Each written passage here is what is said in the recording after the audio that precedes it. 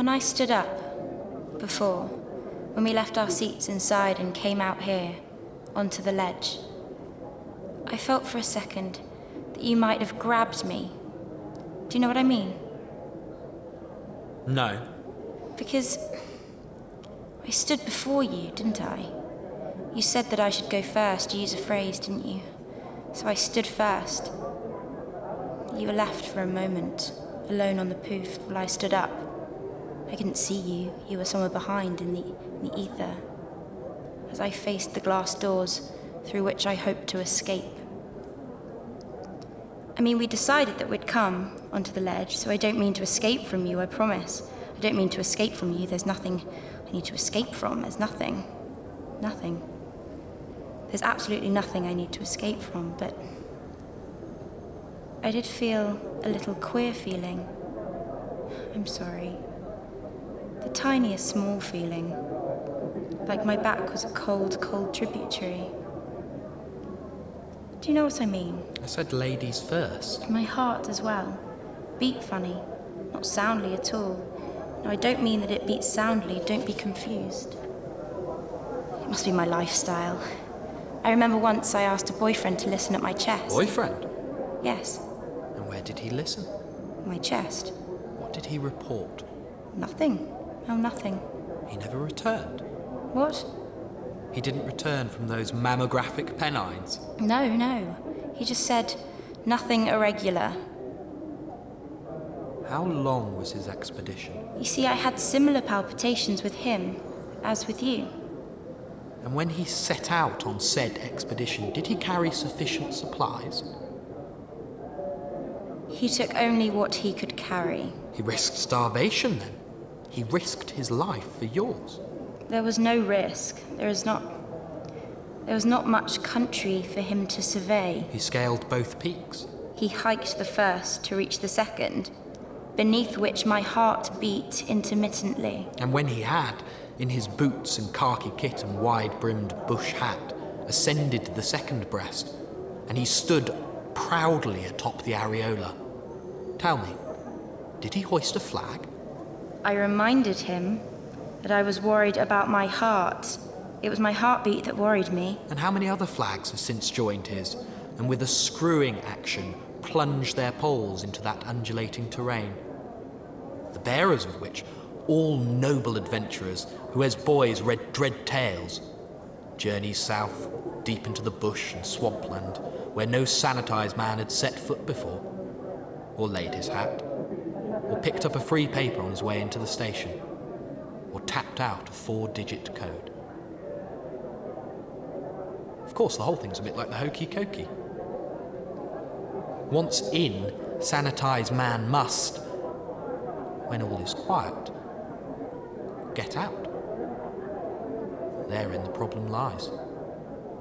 Invariably, when he does so, he carries with him, in the barbs of his leg and forearm hairs and between the tracks of the soles of his boots, so much detritus brought from those southerly bush and swamplands that he becomes disgusted at the sight of himself.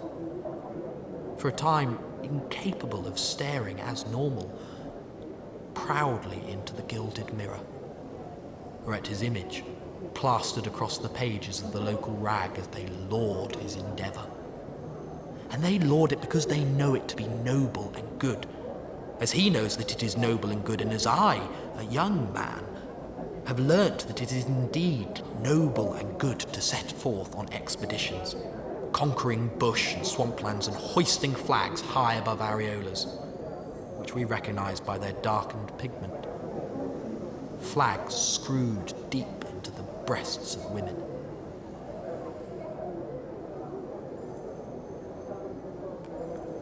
My heart beat as if something were very wrong, and its wrongness were very sudden. Like a little cat whose life is nearly out. On the sofa, she waits to be removed. Heart beats at once, very slow and very quick. Of course, just like the Portuguese, in this country we too have a long, strong pioneering tradition. I learnt at school. Where did you go to school? Kidbrooke. Is that... what's that? It's a place. Where is it? I don't think you'll know it. Was it a complete education? As complete as I wanted. And your teachers, your educators taught you about our long, strong tradition? I suppose. What was their method? Example. Not by vocation? No, by example. Did they speak passionately about their subject? Yes. And what did you respond passionately? At first. But as I grew older, I became less passionate. Why? Because I began to see how the world is tipped. The builders carried a dodgy spirit level. What? I said the builders worked by an injured spirit level. When they did what? When they did what they did. And what was that? Everything. I'm sorry, I should have corrected you before. I should have said at source, I don't think it's a question of nations or nationhood. How have you worked that out? Just by my own experience. And have you had much experience? Almost none. What a shame. But that's the point. Point of what? What's that the point of?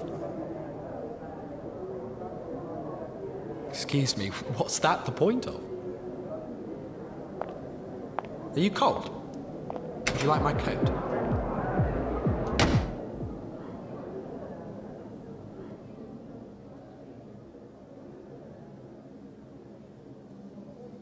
Can I share a memory from childhood? Or it might have been a representation. I was walking in a wood. The wood was in the grounds of a grand hall, but the hall stood empty most of the year. I remember, as I moved, I avoided the thickets and the brambles, the nettles and the thorny flowers, which otherwise were so beguiling. I don't know their names, but I can list their colours. Violet, like me, and orange, and a deeper purple, and a deeper red which hummed like a stench. I think the dress I wore stopped at the knee, so I worried about the skin of my calves and shins. Would they nick me there, or tear me at the ankle? Or catch on my Achilles as I stepped between two gnarly bushes? Though I might have worn tights, or, if it was wintry, leggings. I know that the sun reached me. I can't say if it was warming or crisp or embering with the advance of night, but because of it, above me the canopy looked quite beautiful, though the trees themselves were diseased with white and off-white interruptions on the tree trunks and also on the extending branches, like great barnacles encrusted on the barks of the ash trees. One of the 4 boys I'd been following shouted, "Keepers, run for your lives!" I began to run through the overgrowth, still, as best I could, tailing the boys who knew the place far better than me and so flitted between the trunks like nymphs. In and out of sight, into shadow and then into light.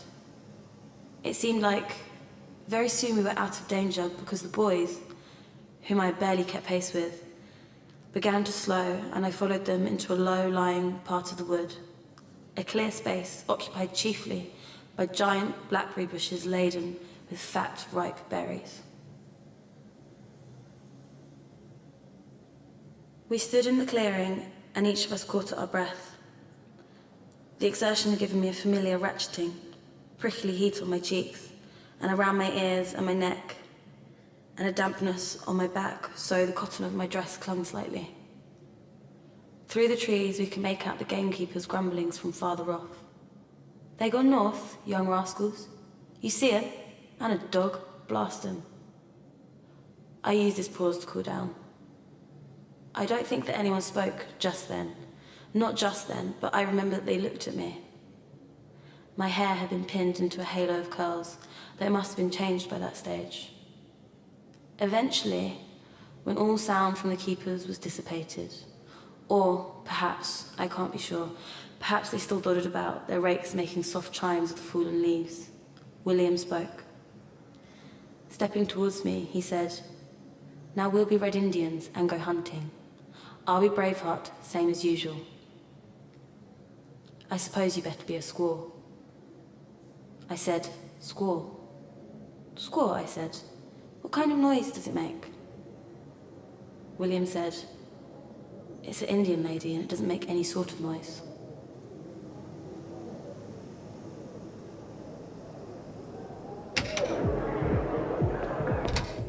Sabine! Sabine, I've met a woman. Does she fuck? Her name's Mia. I think. And she fucks? Maria. I think. Does she fuck or doesn't she, you long prick? She has a kind heart, though weak. First-rate education. Breasts like mountains of boob. And she fucks, you're sure? Sabine, please. Jack, I'm duty-bound to ask. Does she fuck? Works both ways, of course. It might mean that she fucks like a rabbit, or that she fucks not at all. For how long have you known her? Before we say the news.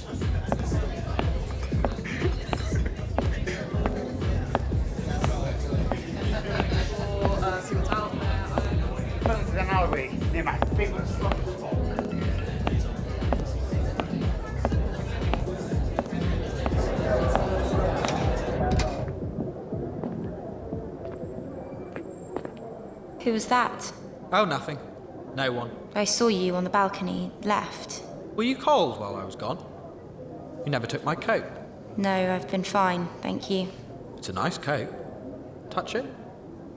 Try it, please. If you're cold. Of wool and cashmere by military and might. It looks fine. My dad's coat was just the same. In look. Though his, I remember, was coarse to touch, and returning from the office or track would scratch me on the cheek as I hugged him. My mum went for that coat. From Cuck and Sons. He took me there when I was young. Occasionally. Just sometimes. It was a ritual. Inside, the shop smelt of wood, in part from the mahogany shelves, but also beeswax and spice. Two men fronted the place, introduced as Cuck older and younger. Both had bellies which fully filled their woolen waistcoats, pulled at the impeccable little buttons. I was just a child. They loved to josh me on my weak voice and frame, knock me lightly on the humerus as they toured me about the premises. I could always hear my dad on the block, laughing as they goaded me, whether I were in the storeroom or deeper, in the cutters, right at the back of the building.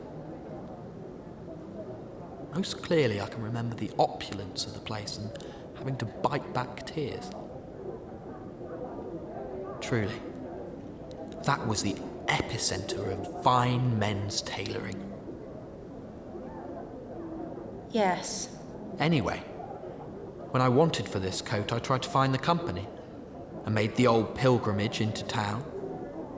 Felt my dad's hand at the Alicia beacons. But when I got there, I couldn't locate them. The storefront seemed to have disappeared. At home, I looked on the internet for traces, something about the older or younger, or perhaps their father, whom I never met, but had always been conscious of somehow. Even then, I found nothing, so was forced to go elsewhere. This, military in mites. As I say, it does look the same, just the same. I can't fault the facade, but it feels different. To the touch, to the cheek. Okay. Do you know, the whole saga has left me feeling a bit frightened. That everything might be changed. There's nothing scary about it, really, but still. Excuse me. Are you... Okay, you're cold. I'll sort you a drink.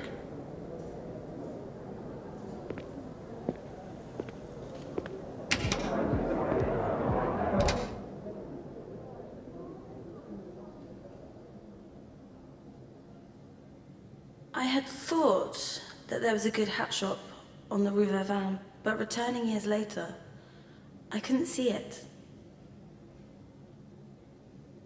I started on the boulevard de Montparnasse and walked, with my wits about me, up the Vin until I reached Le Jardin du Luxembourg. The black railings with the gold spikes loomed at me. I had reached the park. It could not be denied. The hat shop that I thought that I remembered had surely not been beyond the gates. I must have missed it when I walked along the road. But I thought, my wits, if the hat shop I remembered had been beyond the gates, I mean inside the park, then it couldn't have been as good a hat shop as I remembered. Or perhaps not a hat shop at all, but a night owl's haunt for ghouls and ghosties and bearded men shackling dogs and women with infections. I remembered once moving with those ghouls beyond the gates. With them I had moved. That too cannot be denied, but I will deny that from them I ever bought a hat. But still, I could remember a display of hats in a window. So curious. And the hats, I remembered, escalated vertically by a network of wires so that they looked, all things considered, most like a croquembouche that I'd eaten many years before. Many moons before. Another life.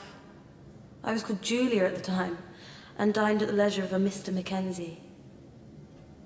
It is true that I gave myself to Mr. Mackenzie, but it is not true that I had the same relations with the gigolo, Renee. I couldn't afford it.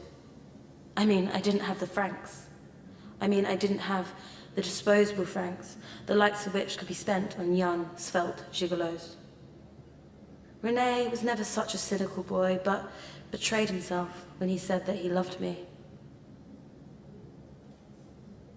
The croquembouche had, around the climbing domes of Choux, a halo of sugarwork. Such a government of elaborate sugarwork adorned the pastry, as if its exquisite hat, that the other diners clapped it to our table. Some stood so as to see. Mr. Mackenzie stood to allow the thing access to our shrinking table. "Bravo," he boomed. "Tell the chef, tell him I, Mr. Mackenzie, say bravo."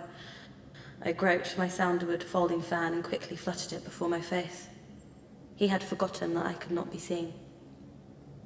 The hats in the display, though, had no such fanfare of sugarwork, at least not as I remembered them then.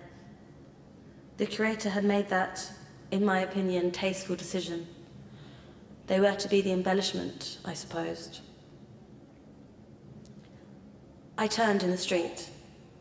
I could see a long way back down the Vin, and the building seemed to narrow slightly as I looked. Granted, even then, my eyes were not the best. My breasts, also, were not the best. My hat, well, it's established that I was in need of a new hat. I started to retrace my steps. This time, I would not miss the hat shop. I would stop outside at each address and interrogate the storefront. "What is your name?" I would ask. "And what do you sell? Hats, perchance? I want a new hat." For a time, I wandered up and down the Vin until, on some perambulation, I noticed quite by chance that there were, in fact, at least 10 milliner's shops in the street, and what's more, each boasted a colourful display. I stopped still as the atmosphere became suddenly tar-like and confusing. How could it be?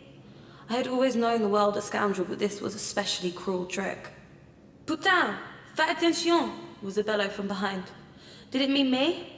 And after spinning with such shocked swiftness that I almost lost my balance, I saw that the hollering brute gestured wildly, both at me and to a commotion on my right, and on spinning again to follow his indication, I was appalled to find a succession of automobiles which seemed to stretch unerringly into the ultimate distance.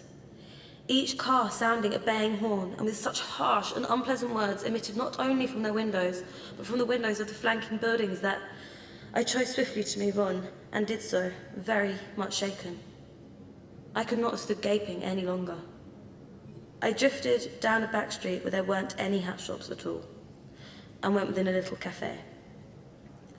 "Un pernod, s'il vous plaît, monsieur," I called, as I passed the bar en route to a corner table, so as I could see all comers. Nobody helped me. Nobody touched me. Not even the boy who brought my Pernod. Camouflaged among the general murkiness, I began to notice shadowy figures, alone or in stooping groups, at intermittent tables. I drank my green liqueur, wanting to appear calm to them, wishing for my hand not to shake so. When the glass was empty, thank God, I stood again, I'll concede, slightly unsteadily. Heard a shattering sound as my glass, having spun like a top, collided with the partition stone of the cafe floor. By that time in my life, I knew what it was to both blow and be blown into similar smithereens, and so my heart was with the poor, sweet chalice, its shards glittering beneath the gloom. I careened across the threshold and out into the night. In the road, my heel collapsed between two cobbles, and I stumbled, losing my clutch. The contortion of my body burst the fasten on my drawers, and they slipped off from the hip, dropped to the ground. They collected about my ankles like a pair of lazy house cats. Another pity, I thought. I think I stepped out of the fallen drawers and bent over to retrieve them. I think I retrieved my clutch too, and having folded them neatly, placed the shorts inside it. I remember wondering as I walked on, what must people think of me, wearing a tatty old hat as I do?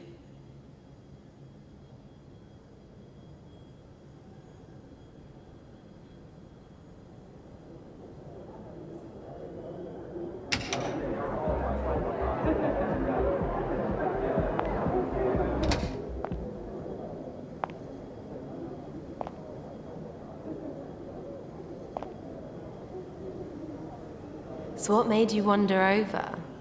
You. Not the noise elsewhere? No, you. Elsewhere it is cacophonous, though. Not the view? There's a view from every ledge. Not this view. That's true. This one's particular. I suppose. It's hard now, isn't it? Because it's getting so dark. But I can still see, through the redness and the slight mist, I can still make out that worthless statue. But it's a statue that's so ugly and so broad and in fact so overwhelming that you can't have been attracted to it. It's not credible. I can't imagine it. Not if you're tasteful. I mean, not if you have any taste. Which you do. I can see that quite clearly. You're wonderful. What are those? Shoes? And that? A bag with... What's that? A strap? Oh my God. That's the worker and the Colcott's woman. You know, you could be loved tonight. That's the name of it. Sorry, what's that the name of? It. Which it is that the name of? The statue. No, it isn't. That's somewhere different. But I'm looking at it. No, that statue is somewhere else. Somewhere altogether noisier than even here, which is a miracle. A place furnished with first the sound of hoes chopping through its fields, and then the sound of many bombs and rockets. Do you mean Russia? Yours is a deductive intelligence. I could accept that if only I were not staring right at it. I mean, staring at it right now. At what? It. My love, this is not a Viennese waltz. The statue, I mean the statue. Oh. They are the same edifice. No, you're talking about a different edifice to me. But the male figure, and then the female, rib to rib.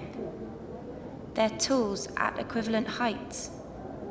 His extended hammer, her curved sickle, hers lifted, if at all, a little higher than his. Just a little. Just an inch. That's a communist statue which stands in Moscow. I know that. Then why do you talk about it? Because I can see it. It's not there? Then why do I see it? You're at a party, for fuck's sake. You could be loved tonight, for fuck's sake. You showed it to me. The statue. You said you saw it. I don't know which statue you're talking about. What's your name, lovely? Mia. Oh, Mia, not Maria. No. Are you here with friends, Mia? Yes. Your sisters? No. Then who? You are the friend I meant. I'm here with another friend. Yes, and is he the friend? Is that your friend? I came with him. Did you? Yes. The man with the coat. Your friends from... Childhood. We've long been close friends. I love him as a brother, actually. You seem to have a strong allegiance. I do. When did you become so strongly aligned? It's always been that way. Is he as strongly aligned to you? Yes. Of course he is. Mimi. May I call you Mimi? If you want. Mimi, Yes. do you like parties? Oh, enormously. And do you like the boys you meet at them? What? Tell me, do you have a hole in your life? Yes. Why does it gape so? You don't know the answer to that. Me? Yes, you. I don't know you, You called me Mimi. but I don't know anything about your life except that you dress so smartly for a party. Are those rings on your fingers? My God. We're sisters in that regard. I'm not wearing any rings. Not in that regard. What? We both have holes in our lives. So you're here alone? No, I didn't say that. You denied the company of your sisters? Yes, but I came with a friend. Who? Where is she? Where is the friend you came with? Let me tell you something about myself. I'm gay. I'm out, believe me. I'm out and proud. There will be a moment when I have not to mention this to strangers, but this is not that moment. I want to meet your friend. I want to walk her to the inside bar and take her there with such light, tripping sentences that she begins to laugh in spite of herself. And when she does, forgets the rigors of her working week. She should forget all that for which she is responsible.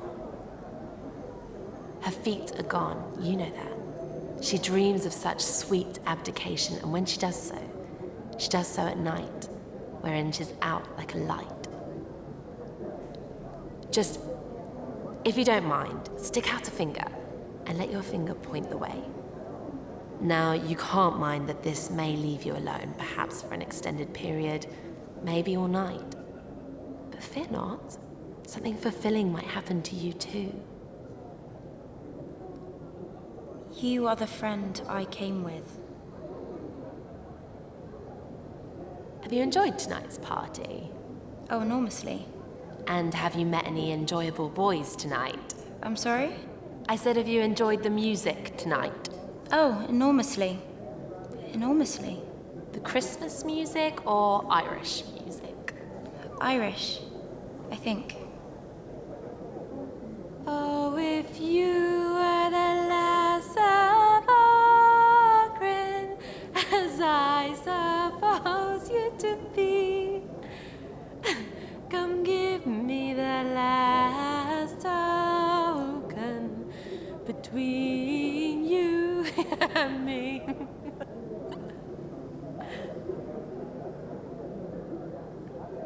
Oh, Gregory, don't you remember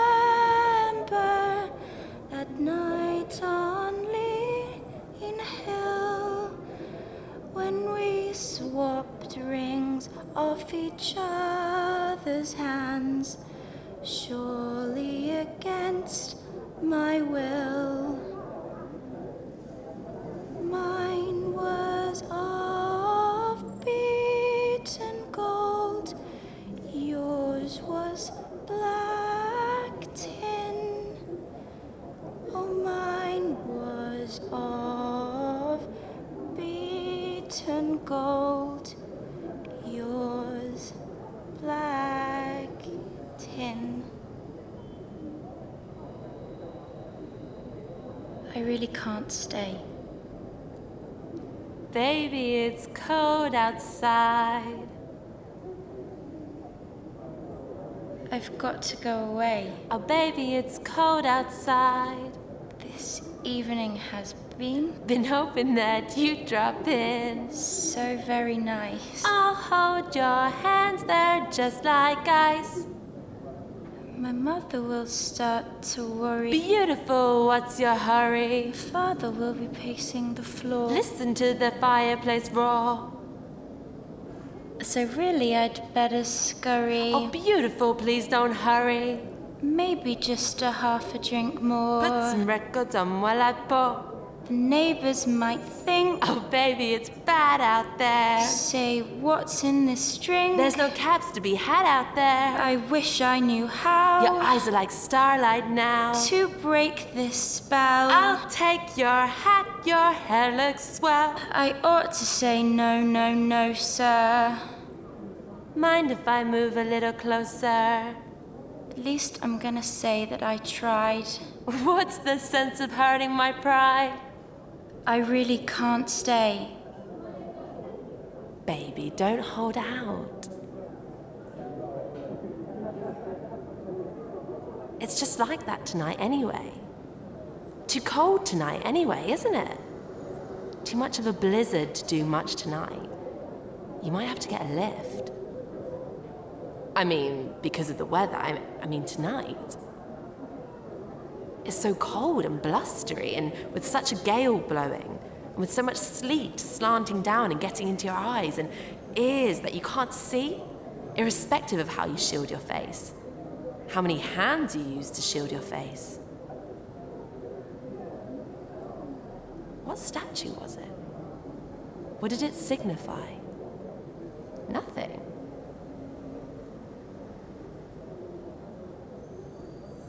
In fact, conditions are such that I couldn't say yes or no. I can't see yes from no. Something as simple as that. No one could, and you couldn't blame them for that. We'll both need a lift tonight, won't we? Let's go inside. Find your friend. Find my friend. Have a drink. But earlier, before, you said that you could see. You said the light was fading, which it is, with redness and a slight mist, but you didn't mention a blizzard. Didn't I? No. You don't feel the wind and the rain? No. And how comes your lips are so badly chapped? The evenings have been lengthening recently. No, it's wintry. Have you got a mirror? Take a look at your lips. There's a red sky tonight, and tomorrow it will be clear. They look worthless, to tell you the truth. And from then on, clear. Like an unlovable cunt. And from then on, clear as you like. But you don't see the same as me. No, I don't. Resolutely not. I can't. Just take your hands from your eyes. I never got your name. If there are other explanations. The space. It's the earth being unforced and bollocks up the Other thing that I looked at kind of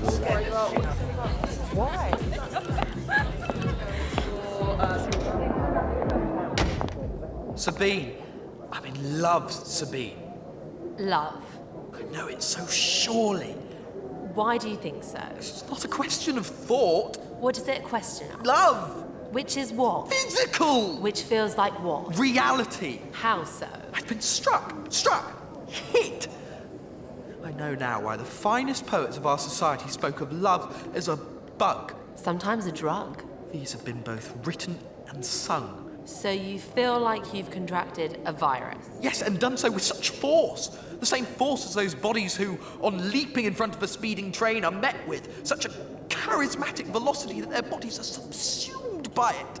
It's like you're being run down. Run down, exactly! And run down with such tenacity and application that, looking over my shoulder as I scramble to escape them, I see that my pursuers are a pack of hellish mongrels. The experience is like being chased by dogs. Yes, but chased by such wonderfully rabid dogs that their honking breath and the strands of saliva that dangle between their jaws are tantamount to the most exquisite summer rain showers in Guadeloupe, where raindrops are not individual, but instead amalgamate into the gentlest of aromatic atmospheres.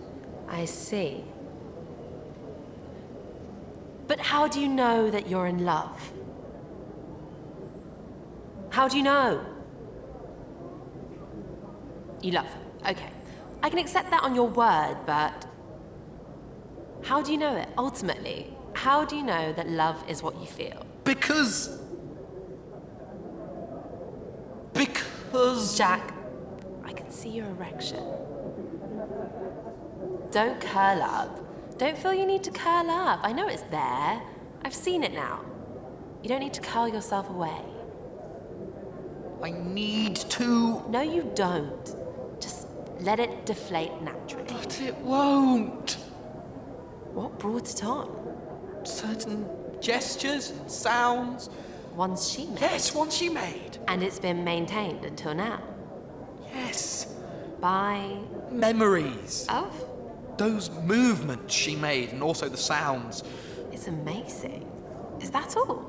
No, What else? the future. What about it? Movements she will make and sounds she will make, and my proximity to them. Yes. I became twitchy and then desirous. And then Felt it important to possess her. physically? Yes. Holistically? No. Why not? It's a different kind of whole I'm interested in. Okay. I'm sorry. Don't worry about it. I know little, so little. Of what? Only for tonight. Just for tonight. Your wish is to possess her physically. Yes. And do you feel that it will happen? Yes. When? Immediately. So soon? Tonight. Only just for tonight. Why so soon? Because it follows that it will. What follows? It's natural that it should. Natural. Yes. Why? Because the world wants it that way. Does it? I think so. Are you sure? I think. But why do you think so? Because of the angles at which we intersect. Who? Me and her. You and her. Yes. And who arranged you at such angles? Who? Who? What? Who did it? Where was it done? And using what apparatus? When? What? Jack. Yes. Jack. It's okay, Jack. Relax now. Okay. It's okay now. Yes. I'll keep it so. You don't have to worry. You don't need to worry any longer. We'll sort it out tonight. I spoke to her for you. When? Earlier. Like normal? Yes. In the usual way?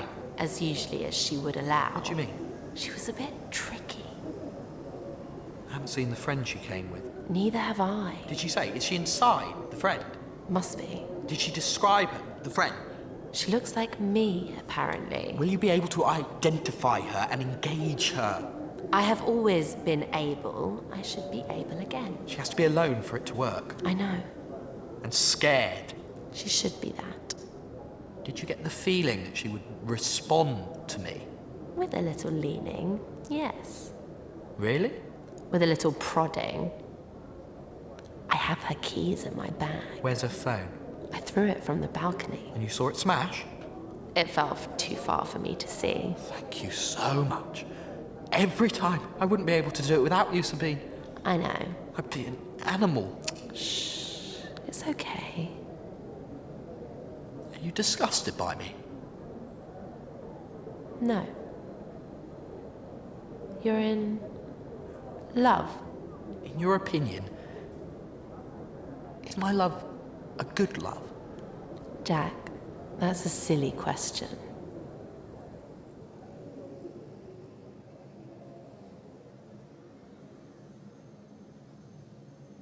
I remember, or maybe I watched it, when I grappled with Alicia. And we staggered, grappling from the laundry to the lobby, where we fell upon the floor. Her buttocks on my belly, small like a boy's. With her knees, she made attempts to crush my wriggling, but by twisting my torso, I could bring my shoulder off the carpet, and my right palm shot into her chin like a magnetic clamp, so that the flesh of her cheek bunched over her left eye. The force compelled her neck backwards, arched her back spectacularly. I don't know why it would have been, but I wore a Hillary Clinton t-shirt, I think. A cabal of nerds stood by, watching. One gripped another so he wouldn't intervene. All of them with blood pumping in their penises. Both I and Alicia knew them from the block of flats. That week I'd squashed a spider in their bath, collected it in a loo roll, and taken it away. They weren't men, but still we competed for their passions. Both of us blonde and fertile, both slim and actresses. Alicia had won a big part, the kind I dreamt of upon moving to LA, where she would play a murdered sex worker. Repeatedly, I drove her face between the skirting board and buffed out fine wood floor and cracked the bridge of her nose. Some days after, we heard her bouncing in her bed on the floor above. And I said, turning to my boys as we ate a Chinese, dead whore on TV, live one in real life. And I thought that was so funny, because it were true. Also, I thought it funny that she should still be around at all. I knew lots of stories where she would have been dispatched after being defiled like that. The filly had been broken, I remember someone said. But he was fucking her then, I suppose. So maybe she would die thereafter. I don't think we saw her again anyway.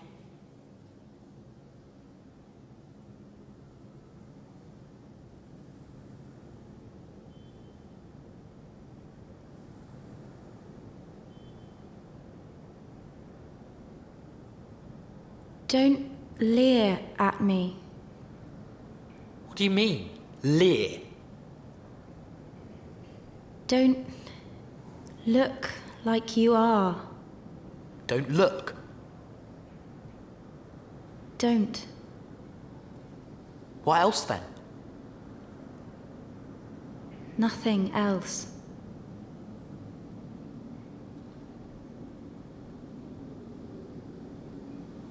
It's dark. There should be a light.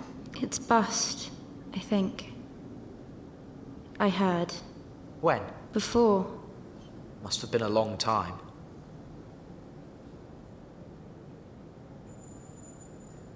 What are you doing? Nothing. No, what are you doing here still?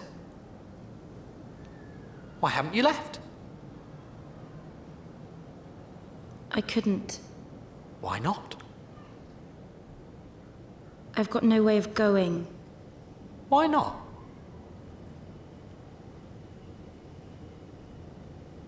You didn't want to walk?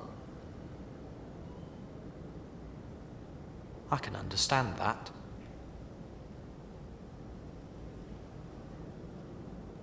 I had a talk with Bianca in the baby's room. Must have been while Joe ushered everyone out. Their little girl asleep so sweetly. Her chest rising and falling among the cotton covers. Her little heart beat so soundly. We actually bent over, our heads in the cot, and listened to it. I thought about that story you told me, your boyfriend, how he didn't listen, how he touched your tits. And then, when we came out, everyone was gone. The flat was silent and dim. They've gone to bed now, too. Just said pull the door when I left. It's lucky I noticed you out here. I so nearly didn't. I so nearly went. Where's your friend? Oh, she found someone to go home with. Who? I don't know. Some chap. Will you jump in the car with me, then? I'm straight. I mean, I haven't had a drop all night. Come on. I'll take you home. I've lost my keys. We'll call a smith. The problem with the statue, as I see it, is... It's too dark for statues now. The problem with the statue, as it appears to me now, is that though the tools are at equivalent heights, hers, if at all, a little higher than his, just a little, maybe an inch, it is so in stainless steel, which binds them irrecoverably, once by the garment at her hip, once by her knuckles at his wrist. And that steel is a man's steel. What? And though that steel was welded by a woman's woman, she was a woman's woman in civilization. And that civilization was a man's civilization. You can tell me about this in the car. It's complicated. And though I would not be a man's woman, and though I would be a woman's woman, I was a woman's woman at a party, and that party was a man's party. You've nowhere to go if not with me. And at the end of the night, at the end of the party, I'll put you to sleep. when the lights were out and everyone had gone home, I had a decision to make. Stop talking. Where would I go? Let me listen at your chest. And I chose Let me take you from an angle. to go somewhere else.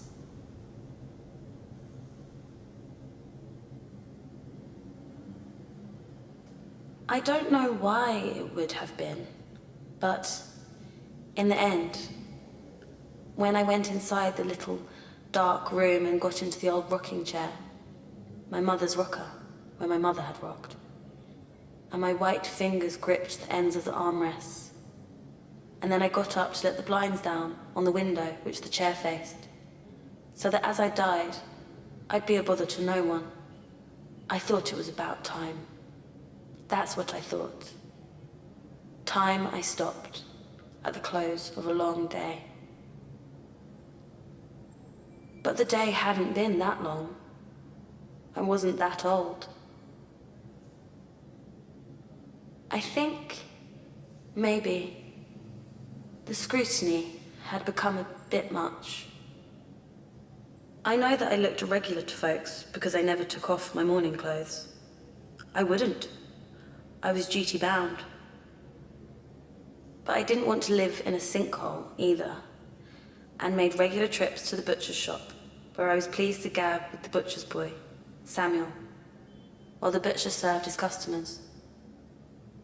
Of course, I'd buy meat sometimes. Sometimes I'd have an order to collect.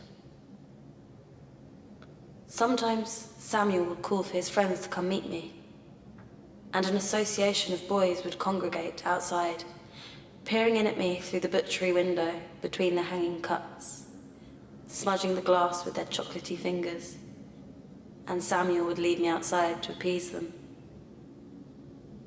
"Are you a mad witch?" The children, tentatively giggling. No, I'd have to reply. But because I felt sorry to disappoint them, I'd always send them home with a little shock. A sudden boo or shriek, as if I were really mad. And then they'd run off, satisfied, whooping and panting. And then the butcher told me not to come in again. And I spent the afternoon in the square outside thinking, where might I go now? I tried to strike something up with the ladies in the post office, but they seemed a little clannish and frosty. They never answered my questions properly, and after a couple of days, I was moved on by a burly man who was careful not to touch me, but was sure enough when he told me to get home, to stop showing myself up, that the whole parish might have heard him. The labourers sitting out at lunch, the shopman sweeping up, the little boys who were my friends. It was their eyes drove me inside, at the close of a long day. As if my sister was staring at me from behind the glass of the butcher's shop. She, coming inside and saying I had grown to look the spit of our mother.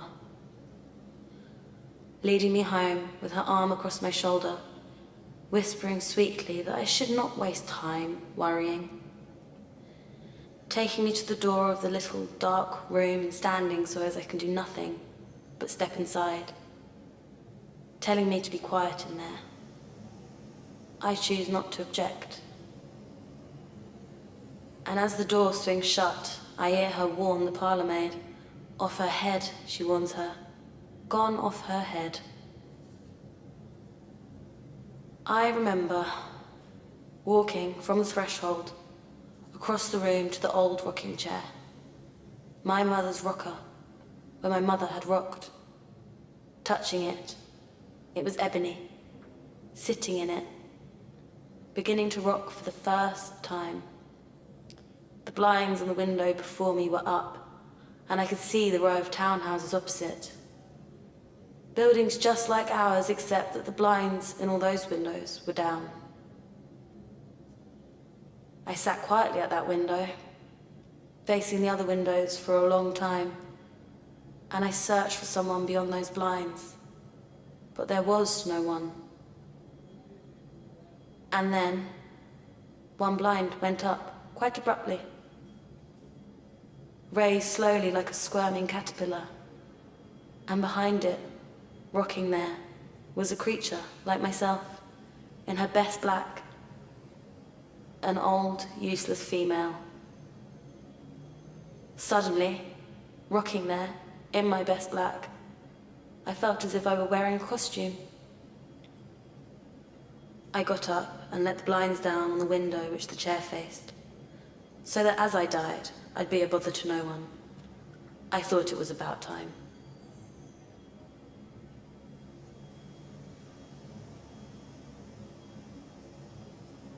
Can I share a memory?